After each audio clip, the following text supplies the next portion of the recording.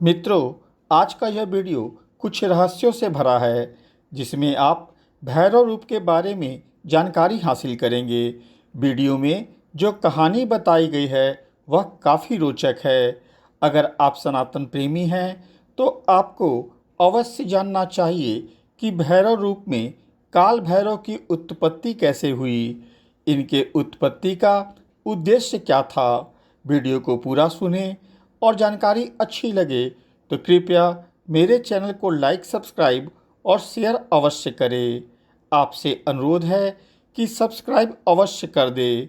उसे करने में आपका कुछ नुकसान नहीं होता है, बल्कि हम लोग जैसे कंटेंट बनाने वालों का मनोबल बढ़ता है। आइए अब टॉपिक पर चलते हैं। मित्रों, भैरव का अर्थ होता है रक्षा करने वाला। सबसे पहले हम काल भैरव के बारे में जानेंगे। पुराणों के अनुसार जब ब्रह्मा जी और विष्णु जी में विवाद उत्पन्न हुआ और दोनों एक दूसरे को अपना पुत्र बता रहे थे, मतलब विष्णु जी कहते थे कि ब्रह्मा जी का जन्म उनसे हुआ है और ब्रह्मा जी कहते थे कि विष्णु जी का जन्म उनसे हुआ है।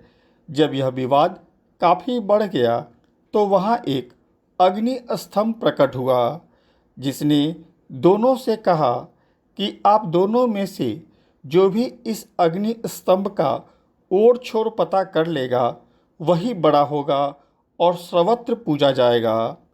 ब्रह्मा जी ने हंस का रूप लिया और विष्णु जी ने वराह का रूप धारण किया, जिसमें ब्रह्मा आकाश की तरफ और विष्णु पाताल की तरफ गए। एक समय के पश्चात श्री हरि विष्णु ने यह मान लिया कि इस अग्नि स्तंभ का कोई अंत नहीं है, परंतु ब्रह्मदेव किसी भी कीमत पर हार मानने को तैयार नहीं थे।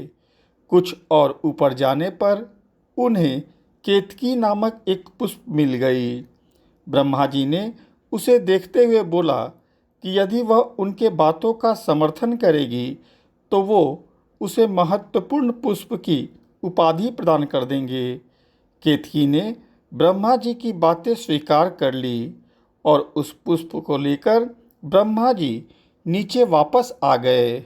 जब उस अग्नि स्तंभ ने उनसे पूछा कि क्या आप दोनों में से किसी को मेरा ओर छोर मिला, तो इस बात पर नारायण ने मना कर दिया कि मुझे नहीं मिला।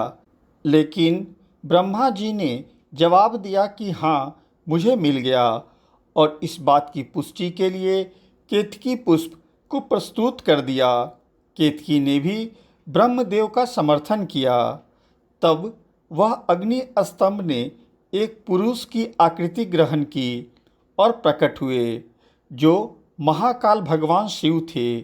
उन्होंने ब्रह्मदेव से कहा कि आप असत्य बोल रहे हैं, इसीलिए उन्होंने ब्रह्मा जी को असत्य बोलने के कारण कभी न पूजे जाने का श्राप दे दिया और केतकी पुष्प को असत्य का साथ देने के लिए कभी भी पूजा में इस्तेमाल न होने का श्राप दिया। इस बात पर ब्रह्मदेव ने क्रोधित होकर भगवान महाकाल को अपशब्द कहना शुरू कर दिया और स्वयं को इस सृष्टि का निर्माणकर्ता कहकर खुद को बड़ा बताने लगे। उस समय तक ब्रह्मदेव पंचमुखी हुआ करते थे। ब्रह्मा जी की बात से भगवान शिव को आभास हुआ कि ब्रह्मदेव में अहंकार व्याप्त हो रहा है और सृष्टि के रचनाकार में अहंकार होना सही नहीं है। इसका असर सृष्टि पर पड़ेगा। इसीलिए उन्होंने अहंकार से भरे ब्रह्मा जी के उस पांचवें सर को काटने का निर्णय लिया, जो अहंकार भरी बात कर रहा था। लेकिन उनके सर को काटने में एक समस्या थी।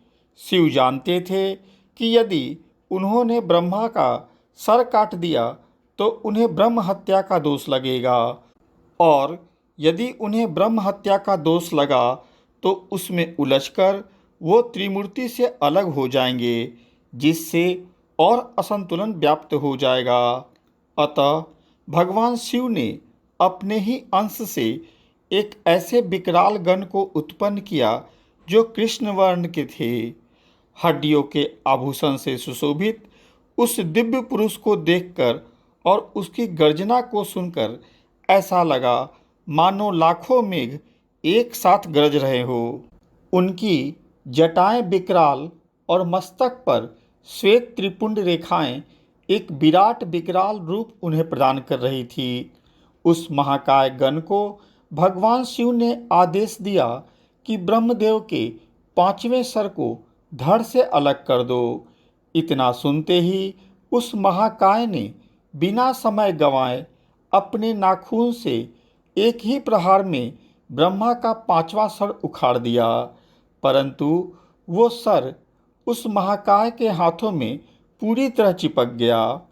जब उस महाकाय ने भगवान शिव से इसका कारण पूछा तो शिव बोले कि यह केवल ब्रह्मा का सर नहीं है, बल्कि ब्रह्म हत्या का दोष है जो तुमसे चिपक गया है। इस ब्रह्म हत्या के फलस्वरूप तुम्हें श्रापित होना पड़ेगा।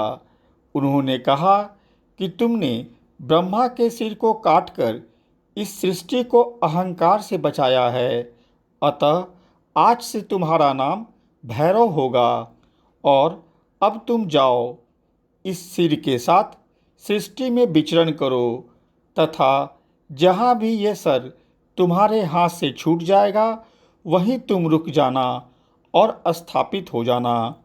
उसके बाद भैरव ने उस सर को हाथ में लेकर सृष्टि में भ्रमण करना शुरू कर दिया। वो सारी सृष्टि में लंबे समय तक भ्रमण करते रहे, परंतु कहीं भी वह सर इनके हाथ से अलग नहीं हुआ। उस महाकाय की गति इतनी तीव्र थी कि वह समय से आगे निकल गए, लेकिन जैसे ही वह काशी नगरी पहुँचे उनके हाथ से ब्रह्मदेव का कपाल अलग हो गया। भगवान शिव के आदेशानुसार भैरव वहीं रुक गए। उनके रुकते वहाँ पर शिवजी प्रकट हुए। उन्होंने भैरव को कहा कि ये हमारी प्रिय काशी नगरी है और आज से तुम यहाँ के संरक्षक के रूप में स्थापित होगे, परंतु तुम्हें इस काशी नगरी में सिर्फ एक पैर के अंगूठे के बराबर स्थान मिलेगा।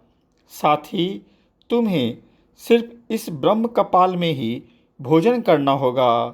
तुम अपनी तीव्र गति के कारण समय से भी आगे चले गए थे, अर्थात तुमने काल चक्र पर भी विजय प्राप्त की है।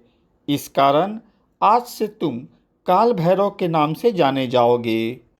तुम काशी, काशी की पवित्रता और काशी के भक्तों की रक्षा करोगे। ध्यान रहे काशी में मरने वाले को यम स्पर्श न करे। तब बाबा काल भैरव ने महादेव से पूछा कि इससे तो पापी कर्मदंड से निर्भीक हो जाएंगे। तो उन्होंने कहा कि यहाँ मृत्यु प्राप्त करने वालों को यमराज दंड नहीं दे पाएंगे, परंतु तुम उन्हें दंड दोगे। बिना काल यातना प्राप्त किए कोई भी जीवात्मा ये काशी नगरी नहीं छोड़ेगी। मित्रों, यह थी काल भैरव के प्रकट होने की पीछे की कहानी। उम्मीद है कहानी आपको पसंद आई होगी। ऐसे ही सनातन धर्म से जुड़ी बातों को जानने के लिए मेरे चैनल को लाइक, सब्सक्राइब और शेयर अवश्य करें। साथ में बेल बटन भी दबा दें ताकि आगे आने वाली वीडियो की सूचना आपको मिल जाए। धन्यवाद।